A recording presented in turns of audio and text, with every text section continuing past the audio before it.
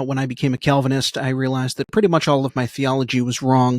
And the last thing to sort of rebuild theologically was my eschatology. Once I got my view of salvation, right, my soteriology and my view of Christ and all these things, once that all kind of fell into place and I kind of firmly landed into a confessional position, I finally felt comfortable re-examining my eschatology.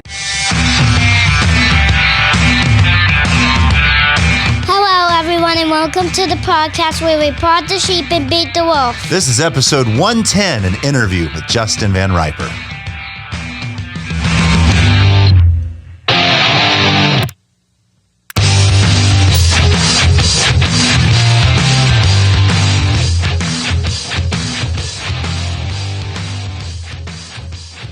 Well, hello, everyone, and welcome back to a special episode of the podcast. I am talking to the one, the only, Justin VanRiper. How are you, Justin? I am doing well, brother. How are you? I'm good. Justin is my favorite Baptist. He might be the only Baptist I'm friends with. I'm just kidding. He's my favorite one, though. And I've got him on the show today because we've been in a series called A Practical Postmillennialism. And if you haven't been joining us, what we've been trying to look at is how is this doctrine of the end times that Jesus is gonna return after he's built his kingdom? How is that practical? Because it's not an ivory tower doctrine for theologians. It's not something that dusty textbook on a shelf that you never crack open. This actually has real value for how we live our life. I've said over and over in this series that if you don't understand the end times, or if you understand the end times wrongly, you're going to live wrongly in our time. And I'm so pleased to have Justin on the show today. Justin is a man, and maybe we have to qualify that in a world filled with confusion. Justin is a man. Justin is a brand new dad. Justin is an elder candidate at your church. Yes, sir. Yeah, that's what I thought. I didn't think you had crossed over into the world of haven't elder got my badge just yet. Yeah, but brother, if there's other things you want to add to that in your bio, tell us who Justin is, because I already know you. Yeah. No, Kendall is a dear friend, and like he said, I'm a dad, I'm a husband, I'm a son, I'm a author, an elder candidate. A whole host of other things. I don't know. I've done a lot, and I am just enjoying the life that God has given me. And I am also a Baptist of the particular variety, but I am also a dear post-millennial brother in arms. And so I'm really excited to be here and to talk about victory and how we can bring that victory into our homes. Amen. It's kind of like Presbyterians are the Marines and Baptists are the Coast Guard, but we're still fighting the same fight, right? Yes, we like to defend the homeland. Oh, I'm just kidding. You guys build way bigger boats than they do. It's true. Brother, start us off in case someone is just first time on the show and they're trying to figure out, like, what is postmillennialism? I'm a new dad. I'm a new mom. What does this mean? Maybe give us sort of a biblical overview of it and how you came to be a postmillennialist. Yeah. Real quick preface, postmillennialism is simply the eschatology that we think is biblical. It is the idea that Christ is reigning right now at the right hand of the Father, and he is taking dominion by the means of the church through the world, and that his promises are not merely some sort of ethereal spiritual victory, but that his victory actually reaches the ends of the earth, and that his promises will be fulfilled in history, and that we get to enjoy being a part of that as we move forward for the name of Christ on the earth. And so we believe the promises all the way back in Genesis 22 that when Abraham is promised that his seed shall possess the gate of his enemies, we believe that that's true. We believe that we are descendants of Abraham by faith, and that we will indeed take dominion over the earth as we have been commissioned since the beginning. So postmillennialism is great. I grew up, like many, in a sort of dispensational left behind sort of eschatological environment. I grew up a Wesleyan, and that was just kind of the default view of the end times, right? That eventually we'd be raptured up, and that everything would continue to crumble and get worse until eventually we finally get saved from all the horror that's around us, and that Christ would save us, and we'd vanish like ghosts, leaving our clothes and our tooth fillings behind. And I watched the movies. I read the books, the kid series of the books. I was a card carrying dispensationalist until I had a wake up call. When I became a Calvinist, I realized that pretty much all of my theology was wrong, and the last thing to sort of rebuild theologically was my eschatology. Once I got my view of salvation right, my soteriology, and my view of Christ, and all these things, once that all kind of fell into place, and I kind of firmly landed into a confessional position, I finally felt comfortable re-examining my eschatology. I spent some time as like a pan-millennialist, right? It all kind of pan out in the end. But I started to realize as I was examining my theology that my eschatology impacted the rest of my theology.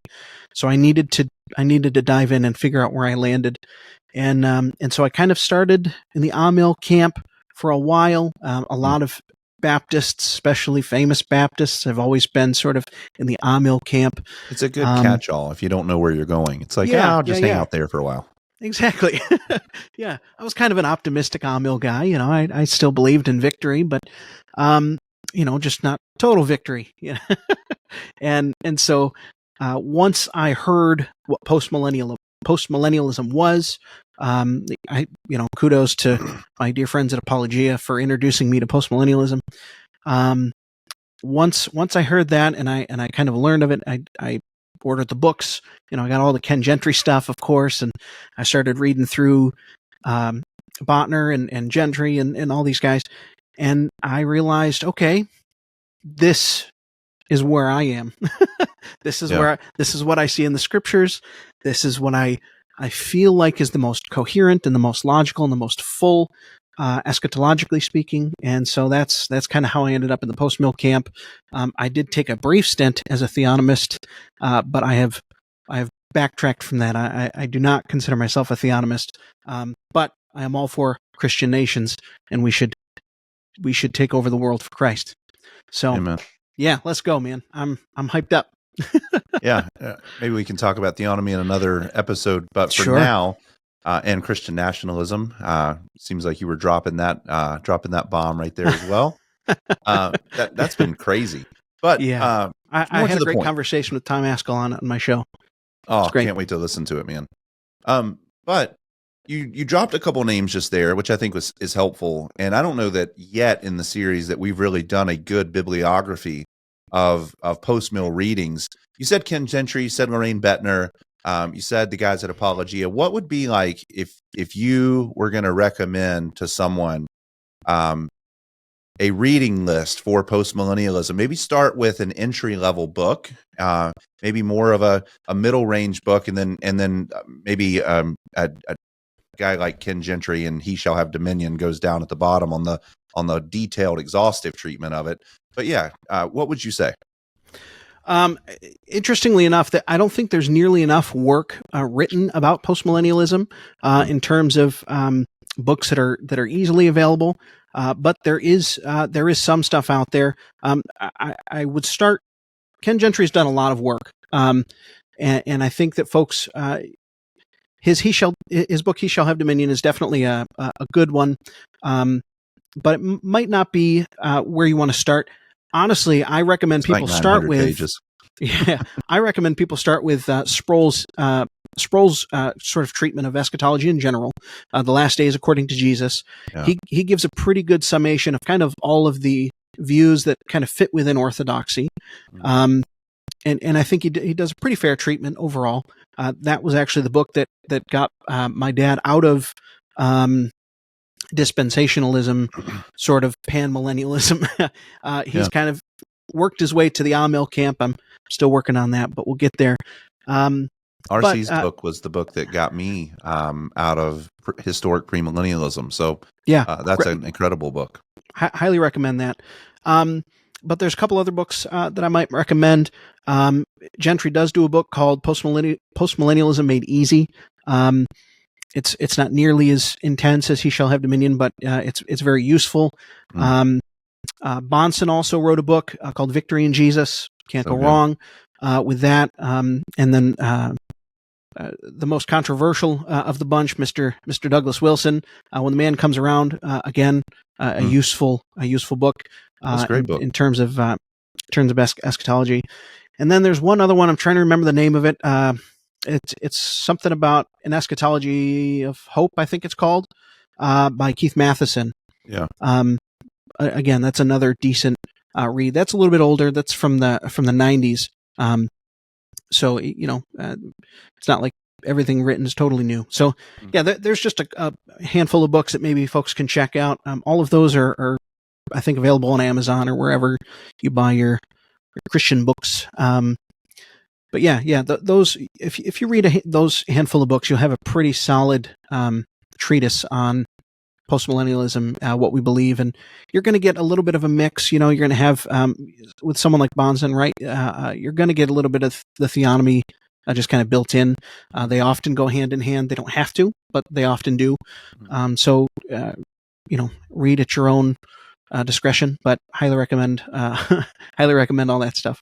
Well, speaking of things that go together, it seems to me, and I'd like to get to the practical portion of this first, or in just a moment, but yeah. But first, it seems to me that also postmillennialism goes hand in hand with partial preterism.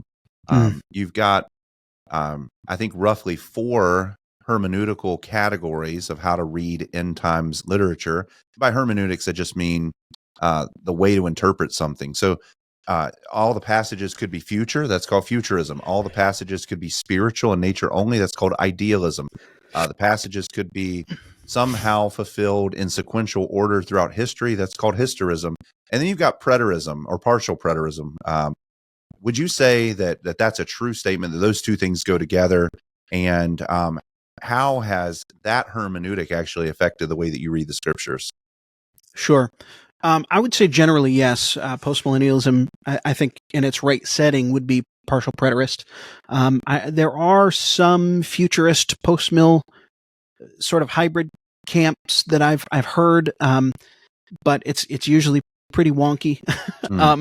So generally, I would say that that's kind of the setting. To really understand postmillennialism rightly, you kind of have to end up in the partial preterist camp in terms of... What is partial preterism? We didn't even define it. Yeah. Oh, right. So that would be useful. That's essentially the idea, right, that the majority of the prophecies that we see about the end times in the scriptures have been essentially fulfilled, save maybe the great white throne judgment, which, of course, when Christ returns and puts death to death finally. And to understand that primarily the prophecies that we understand even in Revelation, right, kind of took place in and around and concluded around 70 AD. There are some who might argue 90, whatever, but separate conversation. But yeah, I mean, it's a relatively, I mean, that's essentially the idea. You got the futurists, right, or even the historicists, the folks that kind of think things are unfolding over time, and that maybe you can try to squeeze prophecies in the scriptures into your news clippings and say, oh yeah, Hitler was this or whatever. But no, we don't do that here. Right. So we would say that as partial preterists that the majority of the eschatological passages in the Bible have already been fulfilled. Yeah. And there's very good reasons for believing that. R.C. brings this up in his book, Last Days According to Jesus. That's why I actually sort of brought it up, is because if you read Last Days According to Jesus, another good book that you could get that was influential for R.C. and also for Ken Gentry is called The Parousia by J. Stuart Russell. Now, disclaimer, he thinks that everything has been fulfilled already. I don't agree with that, and I know you don't agree with that. Right. But the parts that he gets right are really good, and they're really useful. So I would say that, I mean, that's a big book. That's a heavy lift if you want to get into that, but it's a good one as well. Excellent. Yeah, that's great. All right. So with Jesus, he's going to make his kingdom advance. He's going to put the government on his shoulders. He's going to spread out his kingdom from sea to shining sea to where it covers the entire globe. And it's going to encapsulate all of what we know as planet Earth today, and it's going to happen before he returns. So we agree with that. Amen. How does that actually affect the way that you live? What difference does it make? Sure. Well, consider any battle that you're in, any battle that you've watched on TV, in movies, right? I think of Braveheart. You know, they always go and give the great speech right before they go into battle. Why?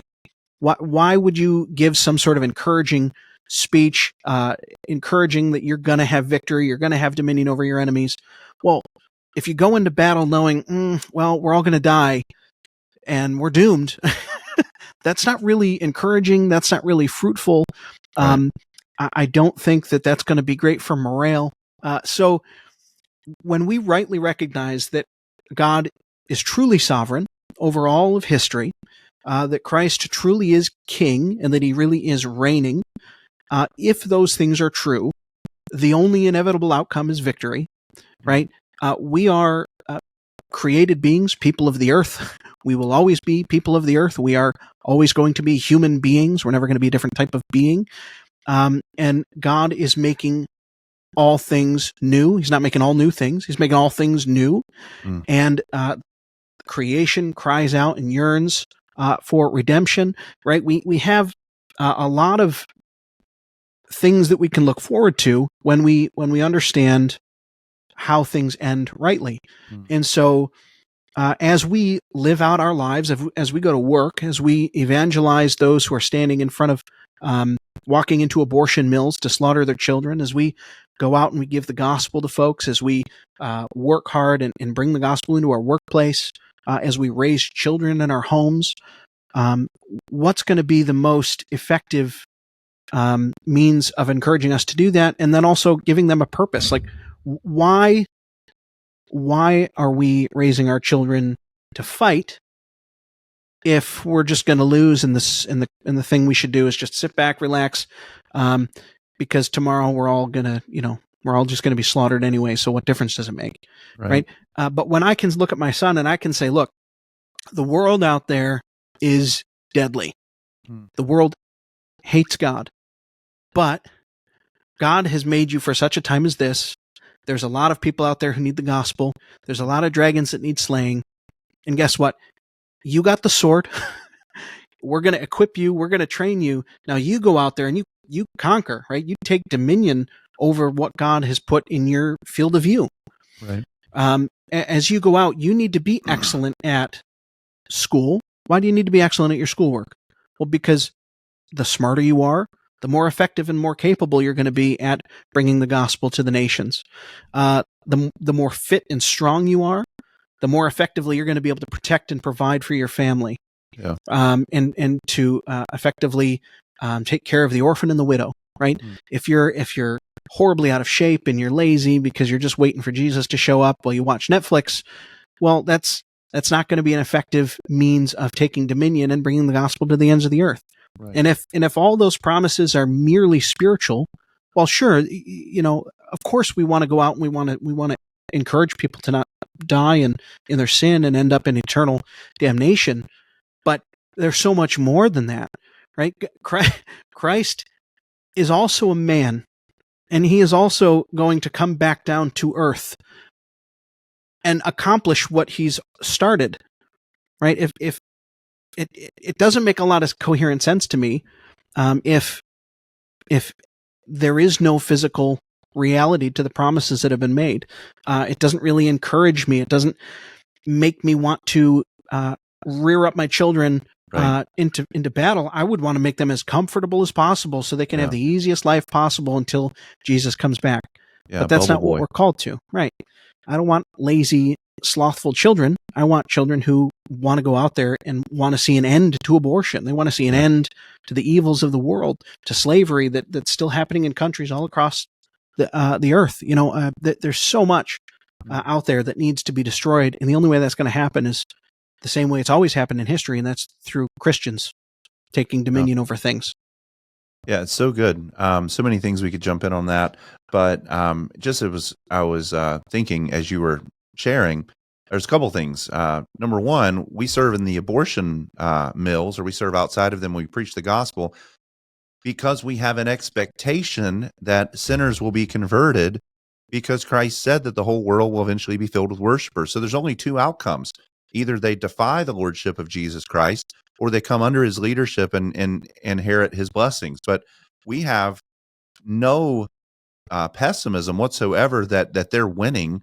No, the only reason that they have the appearance of winning now is because we've retreated. So we need to actually engage. We need to bring the gospel, and we need to love them enough to say, turn from your sin and turn to Jesus Christ. So we have an expectation that they will when they hear the gospel. The gospel has power. It's the power of God. So that's the first thing. Second thing I was thinking of, I don't even drive the same way that I used to now that I'm a post-millennialist. I used to, when I was a dispensationalist, I used to drive as if everybody was my enemy. and that I was just one attack away from the rapture. And I was, it just made me a little bit more aggressive as a driver. Now I look at people who are, cutting me off and who are flipping me off, whatever. I live in Massachusetts, so it's crazy. But I look at those people and I have sorrow in my heart for them. And I say, that's the mission field. That's who Christ died for. I want to share the gospel with them. So it's changed that assumption of victory, that assumption that the world is not always going to be this way, has actually propelled me to be more active. And the last thing I think that I was just reflecting on what you just said is postmillennialism is the only view that reinvigorates the cultural mandate. All of the other views sort of say, well, God made a physical world and we messed that part up. So now all we have left is heaven, spiritual existence. The physical aspect of everything has passed away and God's done with that part of the plan. Maybe, brother, describe to us how that's ludicrous. Yeah. No, I absolutely agree. The idea that I would argue that in many ways that's kind of a Gnostic way of understanding things. Yeah. That we have somehow damaged the physical creation to such a degree that it's fully corrupt and that there is no good left of any kind, and that God is just going to totally abandon it, and that all that's left is going to be sort of an ethereal spiritual blessing, and then everything's going to be made all over again. I don't see that story in Scripture. I don't see that God created everything and it was very good, and then it's now been totally and utterly corrupt. We believe in total depravity, not utter depravity, right? Depravity affects all things, but it's not utterly depraved. We are not as depraved as we could be. Creation is not as depraved and rotten as it could be. You can go outside and see beauty. You can go outside and you can see wonderful, glorious things. You can look in the stars. Romans, right? The heavens declare the glory of God. Why? Because they're good. It's a good creation that God made, and we've tarnished it, but it's being made new. And if that's true, and we get to be a part of making it new, well, how does that happen? Right? It's the conversion of souls, first of all, but our conversion is not where Christianity ends. If we are truly converted, we are going to walk in the good works that God has prepared for us. Yeah. And if we're walking in good works that God has prepared for us, that's going to have an impact on the world around us. It starts in your family, and then all of a sudden your church is starting to reform, and all of a sudden your church is growing, and all of a sudden that impacts your community. And then what happens? The Christians in your community start running for office, and then you have Dusty Devers, right? Yeah. So these things are realities that inevitably take place. You can't escape this idea that people are converted and then they just kind of hide out in the church and wait for everything to collapse. That doesn't make any sense. We go out and we fight against the evils of the world because we know they will be done with. And so when I'm teaching my children at home, hey, you need to grow up and you need to be able to understand what the Scripture says. You need to be able to articulate and give an apologia for your faith. You need to be able to contend with the best and the brightest. Why? Because you're going to win. Mm-hmm. You're going to win over them. There's going to be victory, and what you do now is going to affect your grandkids and your great-grandkids, right? If we want our great-great-grandkids to worship Christ, that's a physical hope. It's a spiritual hope, but it's a physical hope. Yeah. We hope that the world's going to be here for our great-great-grandkids to be born. Right. And that assumes that our children are getting married. And that assumes that our children are going out into the world and doing what? Like just fiddling around? Like, that's not Christianity. That doesn't make any sense to me. And so I think the inevitable conclusion of Christianity has to be postmillennialism, because there is an inevitable physical result of becoming a Christian that affects your whole life. Right. There's no way it doesn't impact the physical world around you. And if that's true, and Christianity, we know, is going to continue to go from one nation to the next, and eventually we're going to be making disciples in all the nations. 2 + 2 = 4, my guy. I mean, I don't see how you can end up in another conclusion.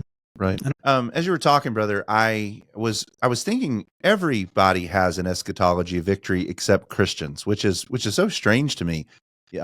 Secularists and liberals and progressives, they all have an eschatology of victory. They believe that if they do consistently their worldview, if they take over the schools, and if they indoctrinate our children, and if they foist abortions onto the populace, and if they take over the media, if they take over Hollywood, if they take over everything, then their worldview will come about. Their victory will come about. Muslims feel like this. Muslims do the same thing. If we can just take over the world, then our worldview will work out. Why do Christians think that or believe in this sort of theology by retreatism? Right. Our job is to bring all of Christ into all of life. It's maddening. No, that's a really great point. And that's a conversation I've had several times with people, right? The reason that the left is being successful, or the reason that Islam is being successful, the reason that any of these pagans are being successful is specifically because they live practically post-millennial. They recognize and they believe that they eventually will have whatever utopia that they think they're promised. And so they work relentlessly in order to achieve it. And yet the Christians have become sort of think about it. A few hundred years ago, Christianity ruled the earth. We ruled planet Earth. Everywhere that was civilized was Christian. Why? Well, practically speaking, even if their theology was not eschatologically developed, we were being postmillennial. Yeah. We were taking things for Christ, right? For Christendom, right? And so why have we stopped that? Now that we actually have a developed eschatology that we can justify with Scripture and explain and teach, and there's plenty of work that's been done in order to do that, we can actually sit back and we can say, no, look, this is what the Bible has always taught. We see it played out over and over again in history as Christendom has taken over the earth and as everything that's civilized, which has come from Christians. Why have we suddenly decided to stop and be lazy? I think to some degree, and this is maybe sort of pedantic, but I feel like we've shot ourselves in the foot by being postmillennial. We've created a society that has flourished so greatly, and we've been so successful that we've become lazy.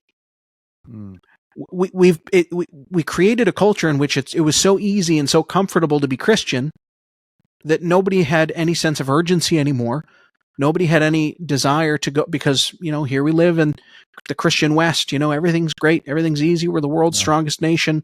Now we can finally sit back, smoke our cigars, and everything will be fine, except we stopped too early. and now here we are bearing the fruit of that. And with any war, right, you have battles that you win and battles that you lose. You step 2 battles forward, 1 battle back. This is war. We are at war. It's spiritual war, and it's a physical war. I mean, look around you. Right.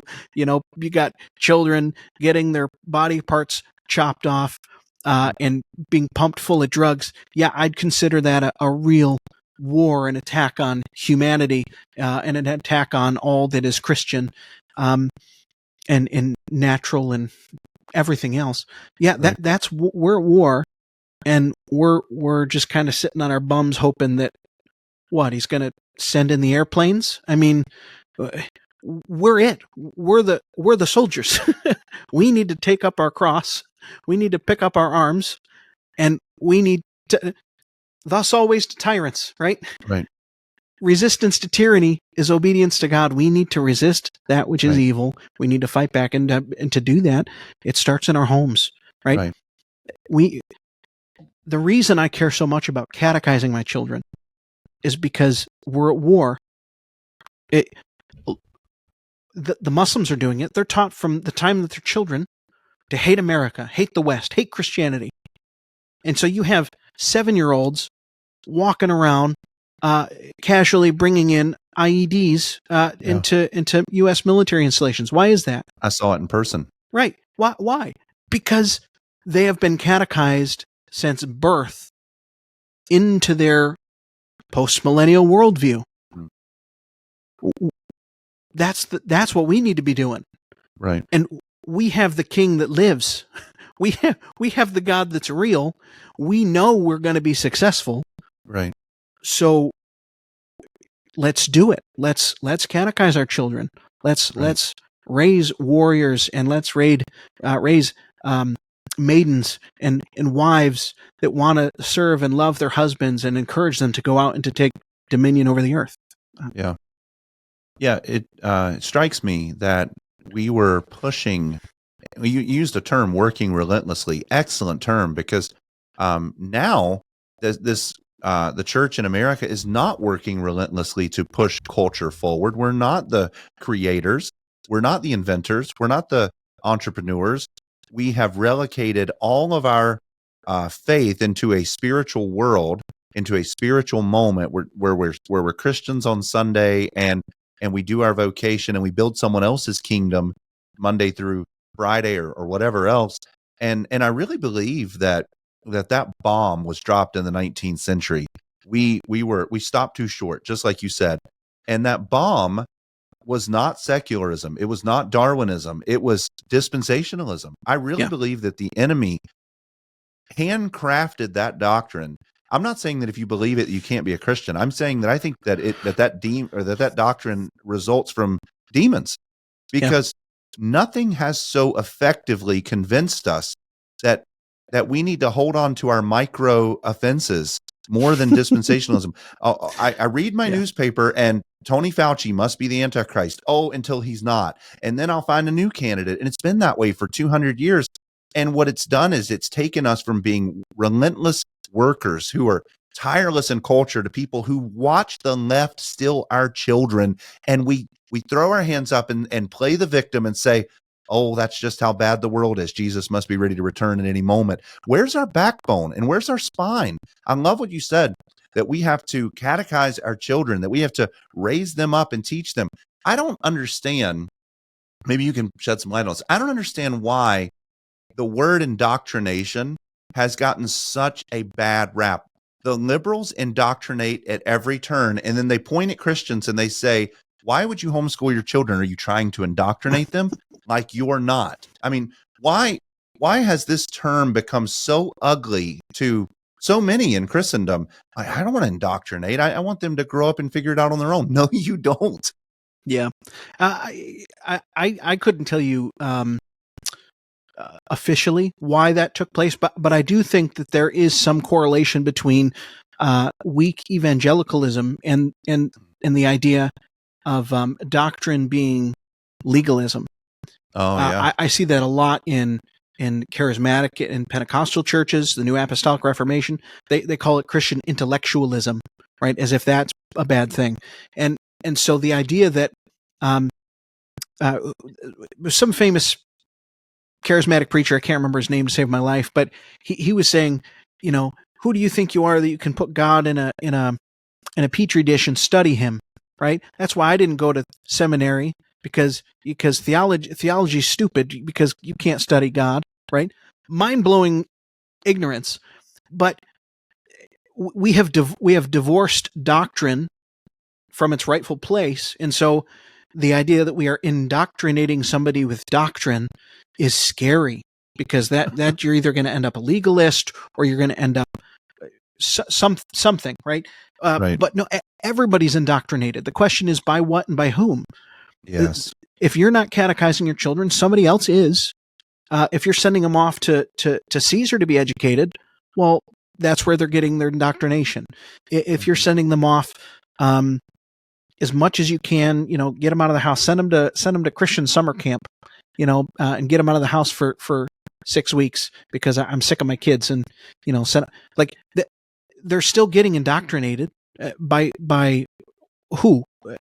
Uneducated youth leaders who just graduated college, and now they're living in a cabin with your kids for 6 weeks, and now they're going to bring their theology. I mean, there's so much wrong with evangelicalism that I think that's played some role in this idea that indoctrination is a big, bad, scary word. But something else I was thinking about that, as you were talking, we've also divorced this idea, or divorced culture from the church in some way.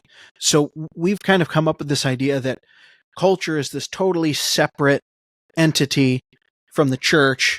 And so we don't engage with culture. We just need to focus on the church. And if you think about that for 5 seconds, it's totally incoherent. Yeah. A culture is a result of the people. Right. So wherever you live, there's a culture. There's a culture. Newsflash: there's a culture in your church. Right. Your church has a culture. Culture is everywhere. You can't escape it. And the culture at large is generally dictated by the church. If the church in a nation is being effective and victorious, the nation is going to be Christian. That's what happened here. We were a Christian nation from our inception, contrary to what your liberal teacher might have taught you in school. We were founded on the backs of Presbyterians, Congregationalists, Baptists. We were a Christian nation from our conception, and the culture was at large Christian. You had to be Protestant even to serve in most government. Why? Because the church was being effective. And when the church became, when we abandoned things like the regulative principle of worship, and all of a sudden all kinds of crazy stuff, flag waving starts showing up in our church, and women preaching and all these other sort of liberal ideas seep their way into the church. Now the church is not doing its job, and now the people are not being educated. If you want to know how dumb we've become in the church in the West, read John Calvin's Institutes, which was written for the layperson. Yeah. The average congregant would have been able to read what he was writing and been like, oh, wow, yeah, that's a good insight. Now we read it and we're like, this is the most mind-blowing educational, I don't know how people can even study this. It's so intense, right? That's how far we've come. Most people don't even know who he is in the church, right? Or who any of these great theologians are. People don't know who the Puritans were, who the Reformers are, who's Martin Luther. They don't know our history. They don't know where we've come from. They certainly don't know the Bible, and so we've separated ourselves from culture. We've separated ourselves from the Bible. We've separated ourselves from just about everything that makes you Christian.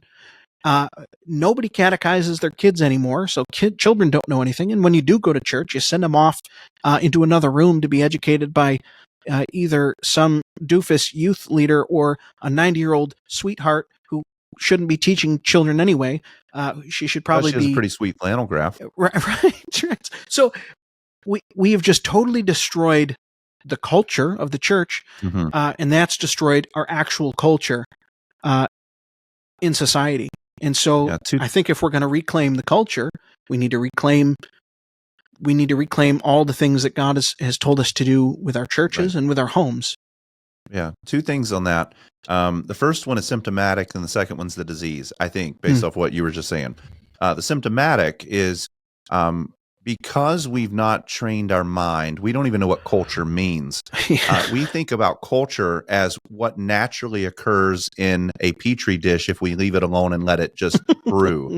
That's not what culture means. Culture comes from the Latin word cultus, which is a religious term. Yeah. It's what is the religion that informs the masses? it's going to be something. Everything that's informing the masses right now is religious, whether it's the screaming lime green lesbian in the street who's yelling at the Supreme Court justices, or whether it's secular liberal, whatever it is, it's religiously motivated. So that's the first thing, is we don't even know what culture is. Culture is the society formed by thoughts about God. And depending on what the thoughts about God are, is going to be how the society goes. We have the only right thoughts about God, and yet we've withheld them from culture in a sort of weird way and watched it burn. It's absolutely strange. The disease part of it, and I'd love to hear more about it, is the abandonment of the mind. I really think that that's tying together everything that you're saying right now, is just the abandonment of the mind. We don't know what we believe. We don't know what the Bible says. We don't have accurate thoughts about God. And because of that, maybe as men, we don't feel qualified to pass on any legacy to our children. So we either hand them off to a Sunday school teacher, or we just don't, and we just hope for the best, Petri dish example. Let's talk about why postmillennialism invigorates the mind and causes, let's say, step one, you to be to love the Lord your God with all of your brain. Yeah, that's an excellent thought. I think it starts with understanding that we, like you said, we have been taught a number of things about using our mind when it comes to Christianity. We've been taught by the educational system and by the political system that being sort of a staunch, firm, intellectual theologian isn't possible, because if you really believe in what we say, you're really just kind of a kook. You're kind of crazy. You're kind of a loony bin. We've been taught by the culture that men are not smart. We're just kind of the doofus in the background, and moms are the real smart ones. You see it on all the sitcoms and all these things. Yeah. We've been taught by many massively growing religious groups like the NAR crowd, the charismatics, that in order to really feel the presence of God, you actually have to empty your mind, right? Do the opposite, right? you have to empty your mind and just let God do his thing, and then maybe you'll speak in tongues, or you'll feel his presence, or a miracle's going to happen, whatever. They literally tell you to turn off your mind. There's all these attacks on every side from the devil and from the world, on every side, to attack our mind. And why is that? Because the mind informs pretty much everything that we do. If we have a strong mind, we're more likely to take action. We're more likely to be confident in engaging those other worldviews. We're more likely to end up working on our physical strength. Why? Because we recognize the necessity of keeping our mind and our body strong. There's all these things. The mind is crucial, right? We love God with all of our heart, mind, soul, and strength. Right? Our faith is not foolish. It's not stupid. It's not uneducated. It's actually the source of all knowledge is the right. God whom we serve. He is the arbiter of knowledge and wisdom and of truth, right? The beginning of wisdom is the fear of the Lord, right? We need to use our mind, and when we use our mind, we're effective. We can effectively engage the culture. We can effectively war against that which is continually trying to war against us. The enemy and the people who were warring against us, they're not stupid, right? Some of them may be, but they're not foolish in the intellectual sense. Many of them are quite brilliant. They may be foolish in that their hearts are darkened, but right. They're not stupid. They're not dumb. They're using their mind in tactics and strategy to take dominion over that which is actually God's. Right. And so it's absolutely imperative that we stop being anti-intellectual, that we engage the scriptures so that we know them more than we know anything else. Yeah. When we know God and we know his heart and his mind and what he has for us, and what the future holds for Christendom, that will make us an unstoppable force. Right. And that applies, just to jump in, the discipline of training your mind applies to every single Christian. Yeah. No one gets to check their mind at the door. No one. And as Justin is saying, as especially men, I want you to listen to this. You do not just exist to bring a paycheck home to your family. You are the resident theologian of your home. And as Justin was saying, we have to train our minds. We have to put as many wrinkles on that gray matter as we possibly can, because that way we'll actually have something to share. Yes, we go to our jobs and we do hunting, gathering sort of things and bring home resources. We bring home the bacon. We bring home all that. But are you bringing home Christ? Do you know who Christ is? Do you know what the scriptures teach? Do you have something to share with your family? That's the most important meal that you can lay on the table is who Christ is. And if you don't know him, you won't share him. That's such a huge thing.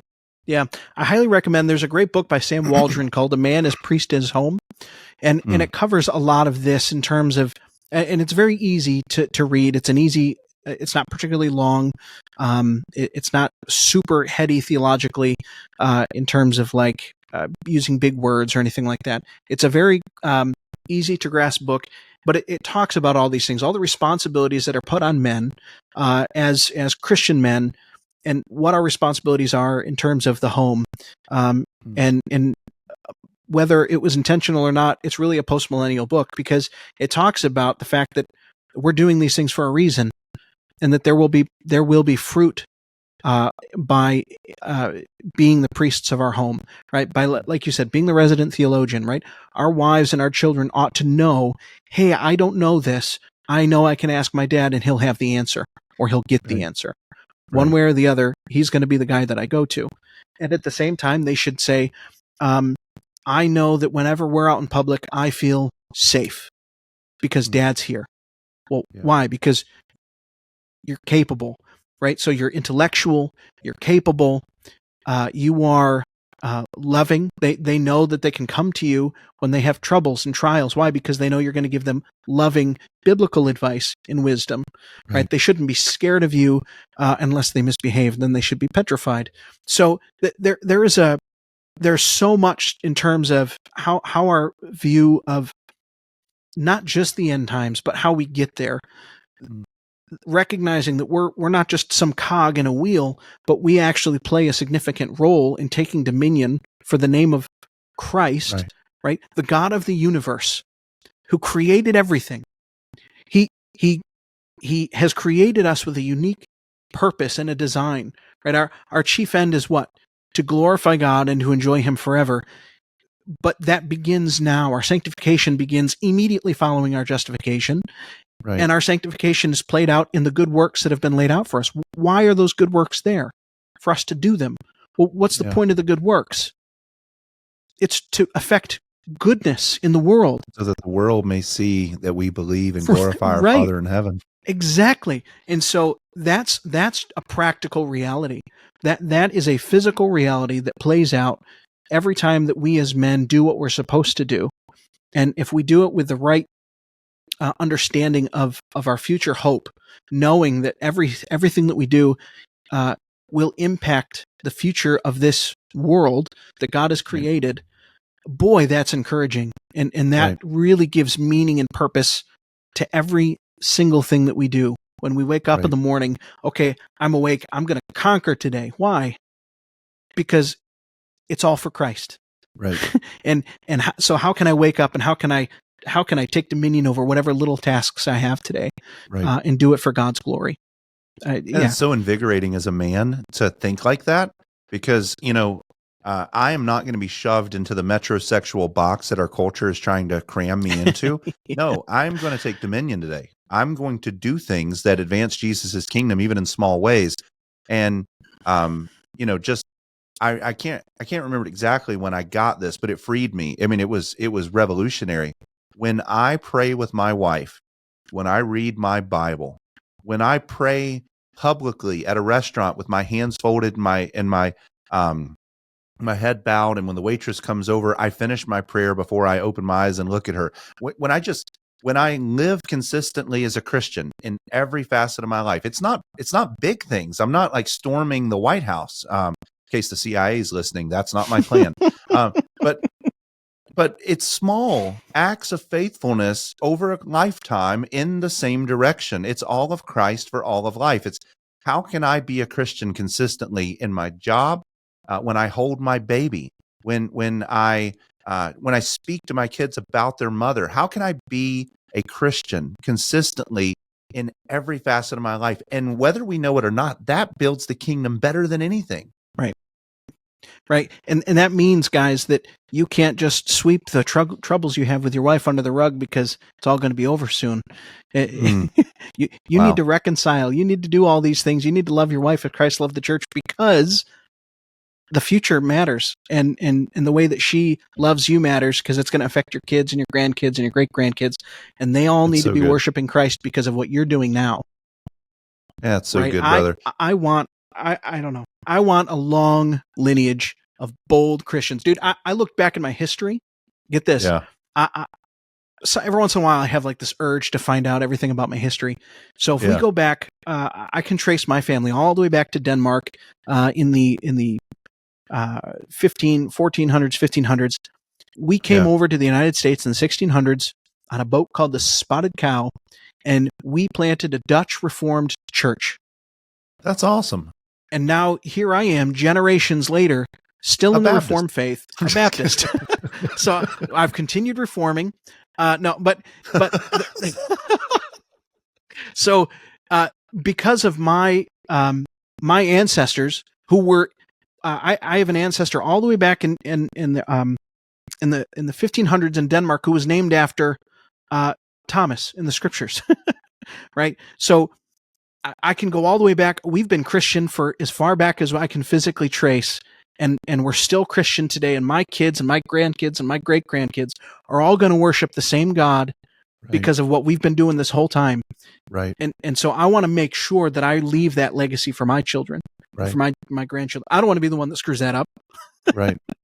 Brother, that is so good. And I love what you said. I don't avoid reconciling with my wife when we have a conflict, because I think that it doesn't matter. Everything matters. Everything is important. My kids are watching, and the kinds of adults that they're going to be is obviously it's dependent upon the sovereignty of God, and it's dependent upon the Holy Spirit. There's lots of people who ferociously love Jesus who didn't come out of good homes. But just because God does things to reinvigorate someone with a poor upbringing does not mean that there's a formulaic approach that we must therefore give all our children poor upbringings, therefore God may work. Just because that's an exception to the rule doesn't make it the rule, right? The Lord consistently in the scriptures works in families. Deuteronomy, the whole book is predicated upon teach your children these things, whether you stand up or sit down, whether you go and leave your home or come back in. Like, take the truths of Scripture and teach them to your children. That's right. Yeah, that's right. And the good news is our eschatology actually works, whereas the leftists work harder than we do. They are much more vigorous than we are, but they can't multiply. So either we will stumble into victory, or we will march into victory. And we're actually trying to encourage people to march. That's right. March and multiply. Yeah. Brother, you're a dad of a baby. You're a dad of a 7-year-old boy. Little baby girl and a 7-year-old boy. You're newly married. How does postmillennialism intersect with the way that you come into your home? Like, give us come down the ladder as much as you can and just say, practically, this is how it affects my day. Yeah. Well, on a daily basis, there's a number of things that it impacts. Number one, I get up every morning at 6 o'clock to get ready for work, and I go to a job that is a good distance away, and I work my butt off because I know a number of things. Number one, it's my responsibility to provide for my family. Why? So that my family can effectively do what? So that my wife can effectively raise our children at home, so that she can raise Christian children, so that she can fulfill her duties. I want to make sure that our family is in a position where we can serve the church together. We can effectively impact the culture around us. Believe it or not, guys, making money makes you more effective at things. And so when you can work hard and make money, you can use money to do what? To establish ministries, to support people like Abolitionist Rising, right? One of my favorite ministries. I love the war against abortion that's coming out of there. Yeah. They're doing wonderful work. You can actually be effective with the dollars that God gives you. And then, of course, the most important thing, right, is giving to your local church. If your church can thrive and grow and effectively disciple people because of you working hard at your job every day, because you know that the church is eventually going to take victory and you want to be a part of that. Postmillennialism works into that. So I know that the church is going to win. How's the church going to win? Well, God ordains the ends and the means. The means, what parts of the means are finances. So I go to work every day for those reasons. When I come home, I want to be effective at a number of things. I want to love my wife so that she feels loved and so that she knows that I'm working hard for her and for my family, not for myself, but that I'm sacrificially working so that she can do what she's called to do. And then furthermore, when I come home every single day, we do catechism time together, and then we do some Bible study. We spend family worship every single day without fail, with the exception of maybe when I'm really, really sick or something like that. Why? Because I know that I want my son and my daughter to grow up as Christians and to bear Christian children so that they can effectively continue to grow. And any future kids that we might have, I want to know that when I'm coming home, they're excited to see me. They know that they can trust me. They know that they can come to me, and they know that, and then I know that they're going to grow up and they're not going to walk away from the faith. My sweet 7-year-old boy, every time he prays at night after family worship, he closes us in prayer. And one of the things he always says is, I pray, God, that when I'm older, I never walk away from the faith, that I never abandon the faith, and that I don't stumble into sin that takes me away from you. Like he's 7 and he's praying prayers that I don't hear most grown men pray. Yeah. And it's not because of me, it's because of the work of the Spirit in him. And and because we've been working on that since he was young. Before he could even read or understand the things I was saying, I was reading the scriptures to him every day. Yeah. But the reason is because of the future, because of his kids and his grandkids. And then it boils down to things like what we're doing today, right? I do a podcast called The Serrated Edge. Why?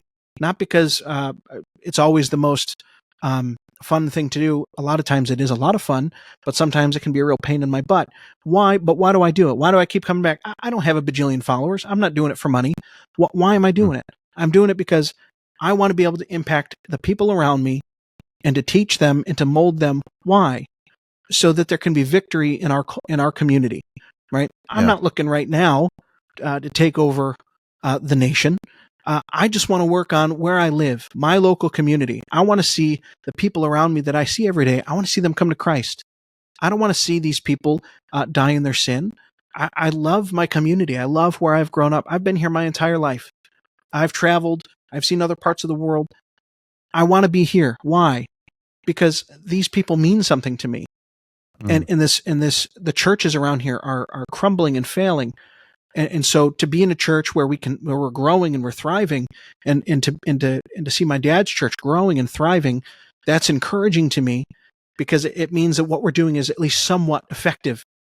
And I'm praying that God continues to bless those things so that we can save people in our communities from the fiery pits of hell. That's a practical, everyday thing. It's the reason that I don't know.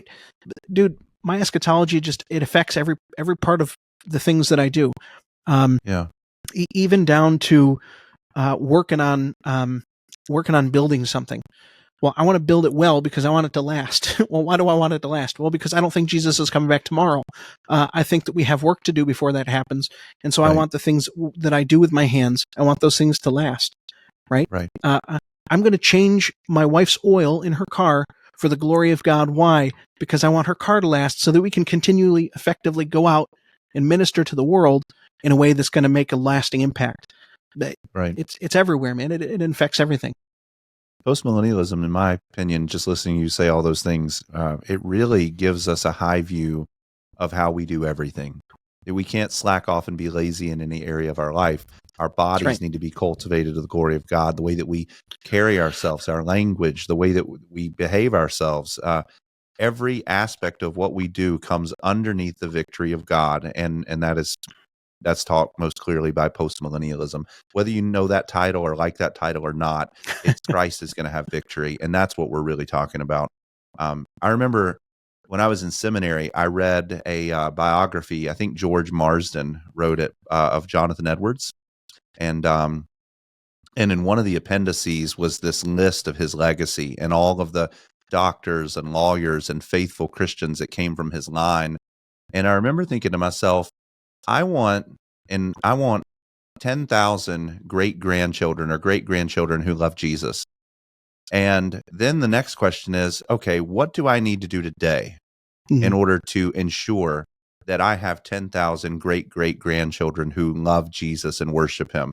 Well, it's not, I don't need to do anything big. I just need to do things consistently. I need to teach the children I currently have and transfer to them the doctrine that has so captivated my heart, and make sure they know when they get married that it's their duty, it's their job, it's their responsibility to transfer it to the next generation. And if I do that well, we will have a legacy. If I teach my children, I love this. All of my daughters say that they want 100 children. They're not going to have 100 children, but like my 3 or my 5-year-old, she's like, when I get older, I want 900 children. She's like, I want to build a kingdom. Yeah. And some people would look at that and say, that is strange. And yet what's really strange is that we've become a culture that has more dogs than people in our homes. And we wonder why we're losing. Right. So, well, just for the record number of children born by one woman was 69. So, 100's a big number, but hey, it could get close. Hey, I have ambitious daughters. But there's nothing wrong with, I know they're little and they don't understand all these things, but godly ambition, that's another thing postmillennialism invigorates. Yeah. Yeah. Yeah. Well, right. There's nothing wrong in wanting to, there's this inherent nature of men and boys, for example, right? We want to seek after things that are glorious, right? Yeah. Why do we want to do that? Why do we want to win the battles? Why do we want to be the knight in shining armor with the sword, right? Why do we look at these guys who are slaying dragons and destroying trolls and all these heroes and victors in history? Why? Why do we seek after that glory?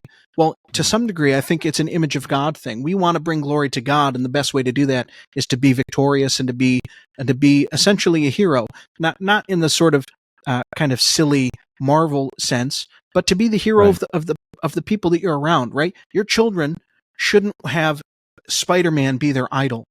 They should be looking at at Christ first, and then to their father.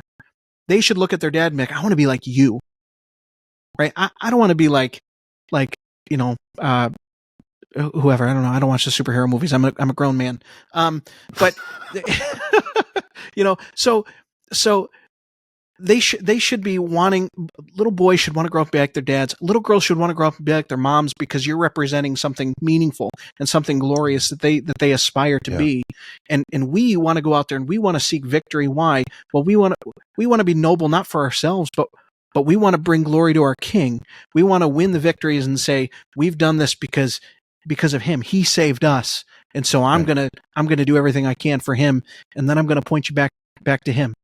There's nothing wrong with it's a good thing that boys have ambition.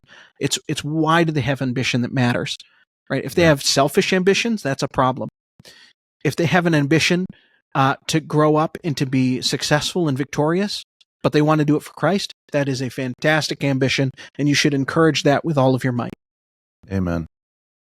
Brother, we could keep going, but there's so much good stuff that we've covered. I think the big takeaway for anyone listening, I hope, is that every part of your life matters. And Christ, who is Lord and sovereign over all, there's not a single part of your life that he does not point to and say, mine. And if it's his, then it should be done to the glory of Christ. And I would encourage you, men, women, children, whoever's listening to this episode today, we're average guys. We're not Doug Wilson. We're not, who are some other big names? We're not the John Pipers of the world. Vodi Bacham. Yeah. R.C. Sproul. We're local pastors in local congregations, and we're trying to demonstrate how this doctrine and how really all of the gospel comes to bear on our life. And I hope that it does for you as well. So be encouraged, be of good cheer. Christ is winning. Fight relentlessly, work relentlessly. His kingdom is coming, and it will come on earth as it already has in heaven. Brother, with that, where can we find you? You said you're on the Serrated Edge. You've got another podcast called Distilling Theology. Where's that? Yeah. Where's that at? Yeah, so I did a podcast for 3 years called Distilling Theology. It's on Is that hiatus. ended? It's on hiatus for now. Okay. I didn't know that. Yep. But there is over 100 episodes of great theological conversations, plenty of awesome guests, great whiskey tastings. So yeah, Distilling Theology. You can find us anywhere podcasts are found. Also Facebook, Instagram, X, if you want to call it that now, or Twitter. So same thing with Serrated Edge. I'm on all the social media stuff, and also pretty much anywhere you can find podcasts. I've been kind of sporadic in terms of uploading, but it's primarily focused on when I get guests who are available. My next guest is coming up here in 2 weeks. It's Carl Truman. It's going to be an awesome episode on confessionalism and why that matters. So yeah, you can find me in all those places. I don't know. I mean, that's it. You can also, if anybody's interested in just checking out or supporting our church or listening to some of the sermons that I've preached or my pastor has preached, you can just go online and search for Christ the King Reformed Baptist Church in Utica, New York. We would love the listener support and also the prayers by anybody who's we're a church plant, and so we can use all the prayers and encouragement that we can get from folks. So check us out. And yeah, man, I mean, I'm not really anybody special, but I enjoy having lots of good conversations with good theological minds. So yeah, folks want to listen, that would be great. Also, you should all go right now and read Psalm 110. So that would be great. I just dropped this will date this episode, by the way, so maybe I shouldn't do it. But I just dropped our episode on how the Psalms prove postmillennialism. So I'm Psalm 110 That's awesome. features. That's sure. Hey, I preached a sermon on Psalm 110, and it was so much fun. So much fun to do. Yeah. Psalm 2, Psalm 72. It's all over the whole book. It is. Brother, thank you so much for coming on the show. Thank you for helping us understand how this is practical. And brother, God bless you. The Lord bless you and keep you, make his face shine upon you until I see you again. God bless, man. Thanks, brother. Thank you so much for watching another episode of the podcast. It's been a great joy to be able to do this series on postmillennialism and for you to join and to come along with us. There's so much practical application to the doctrine of postmillennialism. It really affects the way that we live, the way that we move, the way that we do our life here in the world that we're living in. Thank you for subscribing. Thank you for sharing this content, and we will see you again next time on the podcast. The Lord bless you.